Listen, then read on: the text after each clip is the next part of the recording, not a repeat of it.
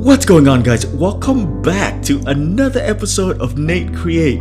If you are new here, welcome to the channel. I've created this series in order to stay creative while staying home, and hopefully throughout the process you guys will be able to pick up some tips from it and learn something new. And today we're gonna do skin retouching in the most non-destructive way. Well, to me, I think it's the most non-destructive, by using frequency separation so that you can get from this to this.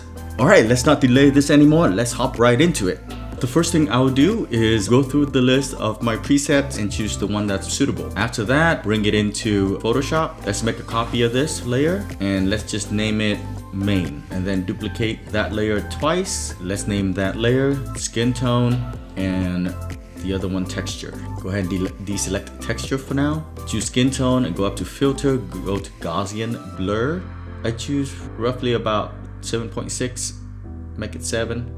After that, select the texture layer, go to image, apply image, change the layer to skin tone, click on invert, leave the channel as RGB, blending, go down to add, opacity 100, scale 2, and leave preserve transparency and mask unchecked.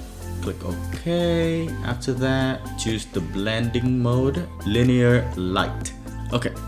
To make it really simple to understand frequency separation, the short version, and this is the only version I know, there are many different ways of doing this, and there are tons of videos out there explaining this way better than I can. But basically, you are creating two different layers. One is a color tone, and I call it skin tone. It's just colors. And the other layer is called texture, and it's just the texture of the image. And what we're doing is we're separating the two different elements so that if we have to touch up just on the color, we can. And if we need to touch up on the texture, we can do that as well. This is a way that a lot of people use to touch up on high-end photos. Okay, and then after that, let's select these two layers, group it. I'm gonna name it frequency separation. The next step is to choose mixer brush tool. Press B or go to this brush, hold it down. You will be able to see the mixer brush tool. After that, check the hardness is always at 0, and then click on the skin tone layer and start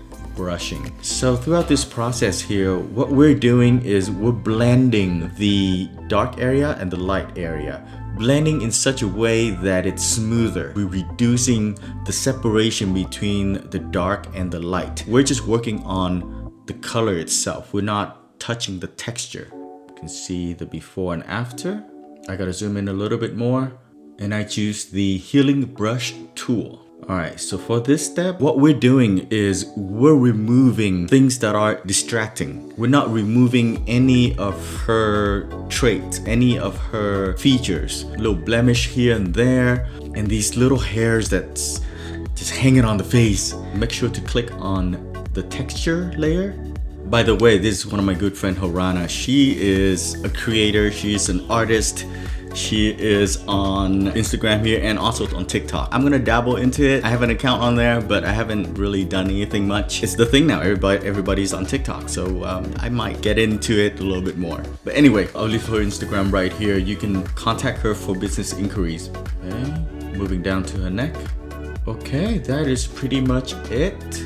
Right, next what I'll do is I'll create another layer and choose red color, and then brush tool, paint lightly on her cheeks. Lower down the opacity, and I'll rename this layer blush. As you can see, what it's doing, it's just giving that nice glow. And then the next step, I will duplicate the skin tone layer and rename that dodge and burn, D and B. Choose the dodge tool, change the exposure down to 1%.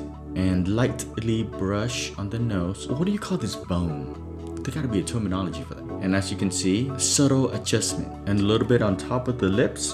And after that, choose the burn tool and just brush where the dark area is. Okay, let's bring this right back into Lightroom. And in here, tiny adjustments. I'll just sharpen it just a little bit for the gram. last but not least, I'll use the brush tool, brush over this area on top here to darken it, just because it was a little bit distracting. Okay, that is it guys. Before and after, drop them in the comment, let me know what you think. I hope you enjoyed this video. If you do, hit that like button, and if you are new here, consider subscribe. If you have any photos that you would like me to edit, it doesn't have to be professionally photographed. My last video, I edited photos from a phone. You can check it out somewhere up. So yeah, feel free to send them in. I will edit it and make a video out of it. Again, let's have some fun. And on that note, make sure to stay home, stay positive, and stay creative. I will see you guys in the next video. Bye bye.